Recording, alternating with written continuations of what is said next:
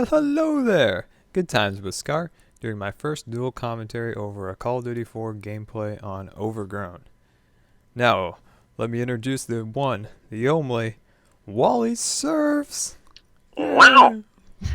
Hey, This Wally. is this is So, Wally jumping in, doing a little commentary here with the Scar, classic Scar, and I'll let him go ahead and start out.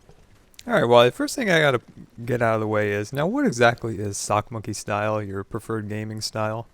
Sock monkey style is tricky. A lot of people don't understand it. Some people even go as far as to say it's the spray and pray style, which is not true. Not true. There's a lot of there's a lot of serious thought that goes into sock monkey style, but really what it is loading up your best gun with the highest rate of fire and switch over to marathon pro, probably lightweight, and you're just going nuts at a high speed.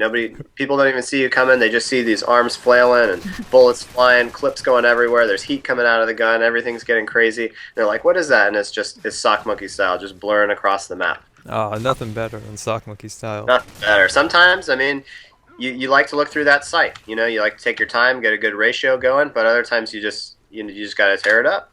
Yep, Sock Monkey style. Can only Right. really be done in Call of Duty 4. That's true. That really is true. Call of Duty 4, you get all loaded up. Also, Modern Warfare 2 came out with the Vector and dual vectors. That worked pretty well for Sock Monkey style. That was a good option. But yeah, really COD4 with an MP5 all rigged up. That's probably as good as it gets. Oh, good. Maybe a Scorpion. Maybe a Scorpion. I can see a Sock Monkey running around with a Scorpion. Oh yeah, classic gun for a sock monkey because of the weight in the design. Forward loaded, perfect, all set to go. All set to go. Alright, now I thought we could talk about some of the funny things we have heard through the microphones during our Call of Duty time. Oh Jesus! Yes. So, I'll start out with my first and favorite one. Here he goes. All right. So there was a little kid, I think he was like 11 years old. He was playing video games. His mom comes in the door and goes, "Son, what? You're not playing that game, are you? No, no. You know you're not allowed to play those games on the weekdays. You know you can either, you know what you can do? You can either go to bed or you can get in the hot tub with Dan. But Mom, I don't like to get in the hot tub with Dan. You mister, you get in that bed or you get in that hot tub. But Mom," and it just went blank. I mean, what would you choose? Would you want to be in the hot tub? You want to be soaking it up in the hot tub with your soulmate? Do you want to be laying in bed counting sheep, or do you want to be shooting? Well, I have concerns about Dan. Dan, Okay, well, I'm not sure. I think Dan might have been like the stepdad, maybe.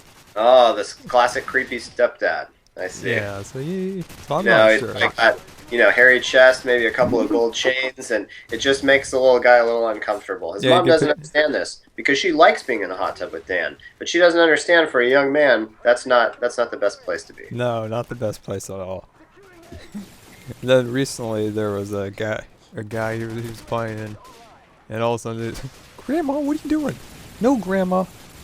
This is the time I play Call of Duty. You know I play Call of Duty at this time every day." And then you could hear her go, "But you're trying to do your homework." "No, Grandma. You know I play Call of Duty at this time, and I do my homework later." And then it was just this scrumble, like, in the microphone, like, and then he was out.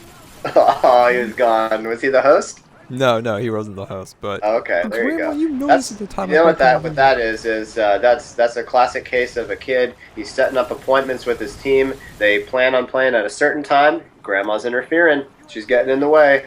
This is the guy. This is what he does. He comes home from school. He might have to deal with a little torment at school, and it's like he comes home and he's the man when he gets in front of that game. Grandma's stepping in the way. She's old. She doesn't understand, and she gets confused. And when she thinks of homework, she doesn't know exactly what he's doing, and maybe the game is his homework. That might be an angle he can try next time. It could be. Grandma, they don't know. Come on. Yeah, that's his time. That's his time to play Call of Duty. That's his time. But I definitely can go as far as to say that I think she pulled the plug on him. She did, and the fact that she knew where the plug was, that says a lot for Grandma. She's in touch with the technology. She knows how to end the game. She knows how to turn it off. She knows when Most enough's of them enough. probably, Grandma's probably heard of a touch screen. They'd be touching all over the monitor, trying to switch it off, and that's, excuse me, that's the wrong way to go. Wally has allergies, by the way. Oh.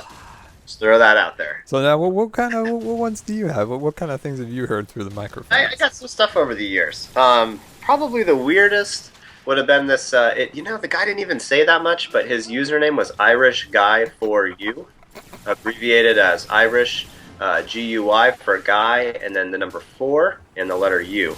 And he just continued to try and add me as a friend in the game. Not a lot of words. I'd say, hey, Irish Guy for You, I see you're adding me. What's going on? Do I know you from somewhere? You work at the Safeway, or you a produce guy or something? But nope, didn't know him from anywhere. He wouldn't talk, so it creeped me out. Didn't add him. Going forward, probably the best one was actually last year when California was just getting all those gnarly rainstorms, and it was just raining and flooding and all sorts of stuff. Actually, this year's been worse. Anyway, so I'm playing. I'm going to try and do the voice of this guy because it really kind of, puts the whole thing. Of course. Really puts the whole thing into perspective. And, don't get me wrong, I'm not a racist guy, but I got to do the voice. So. Of course. All right, here we go. Man, it's all raining and everything, getting all wet. Here's the thing, though. Everybody's complaining about sliding around the oil and the water on the roads, and you're screeching your car and hitting the stop sign and having to fix those dents. But you probably won't if you live in Oakland in your car driving around with all them dents. But here's the thing, man. The plants and the trees, all that rain, they're just like, oh, yeah. And they're getting all wet. They're getting theirs. The problem is, though, there's some trees that don't have a lot of roots. They don't have a lot of roots, so they got all this rain. At first, they're like, oh, yeah, this cool. But then the soil starts getting real soggy, and the plants start sliding down the hill. You got mudslides. You got trees falling down.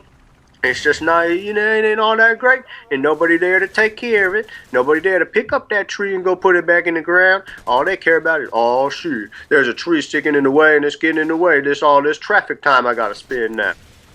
Oh, man. And that's, a lot of guys like this was an environmental guy. Mm-hmm. He was, what he was trying to bring attention to, I think, was when you're out driving and there's been an incident where there's been a mudslide and there might be a tree in the road, and your local public utilities company is trying to cut that tree up, get it out of the way. So many people are so concerned with, I got to get to my meeting in 15 minutes. Yes. They don't cut the tree. They just want to cut that thing up and get it out of here. This guy was talking about possibly putting it back in the ground. That's a good point. That's a good point. You see what I'm saying? This is a good guy here. He was very frustrated, but he was hopefully I come across this guy again. And I've got more from this guy, but I just, for the sake of the stories, we're just kind of bouncing back and forth. Yeah, that's good. Yeah, I'm glad he wanted to put it back in. You got the sliding on the roads, but put the tree back in the ground. He had the tree in his thoughts. He was thinking. Oh, man. Now the Irish guy. Now, did he have thighs like animals? Irish people have big thighs. I'm just wondering. Yeah, it's actually it's hamstrings. It seems like hamstrings. Yes. It's the thighs, and they got hamstrings like animals. Mm-hmm. And this guy, I think he was trying to play some semi-professional football or something. He kept on carrying on about what was it, the Bayside Raiders or something like that? The Bayside Raiders. Yes, he was trying to get involved in a football team. He was looking for a contract. I think he was a factory worker because I kept hearing a bunch of buzzes and back to work stuff in the background. But think he brings his PlayStation to work? He was doing his time. I don't know how I think it was set up in the break room. I think it was one of those kind of deals. Where it's like you do the time, you do the work, you get a 15-minute break, you get one game in. But there's always that one guy, it seems like he's always on break and he's always at the console. So well, that's a pretty good company. Break room's got a PS3 in it. That's right. And Irish guy may have just been wearing the microphone. He might not have been the guy wielding the gun. How those partnerships. Oh, yeah. So it's hard to say. People never give you, it's hard to get a straight answer sometimes. Oh, that's pretty good. Now, but I hope he got contract. I hope he got picked up by the Bayside Raiders. But no, he played for the Bayside Raiders. I think he was trying to get on the New York Jets or something. I don't know. Yeah, maybe he was trying to work himself up. Yeah. Now, for everybody out there watching this, why don't you guys leave a little comment in the comment section about some of the crazy things you've heard out there in Call of Duty microphone land. Yeah, I mean, if you know about this environmental guy, with the thoughts for the trees, you got that username. I can't find the username. So if you got that username, send it my way. Love to, possibly do an interview of some kind, maybe put it up on my blog. So get involved with the program here. That would be good. All right, Wally, well, I really appreciate you coming on here for the first Good Times with Wally. All right, well, this has been Good Times with Scar. Really appreciate you guys taking the time to view the video, and if you could leave a rating as your way out, thank you. If you hate it, rate it.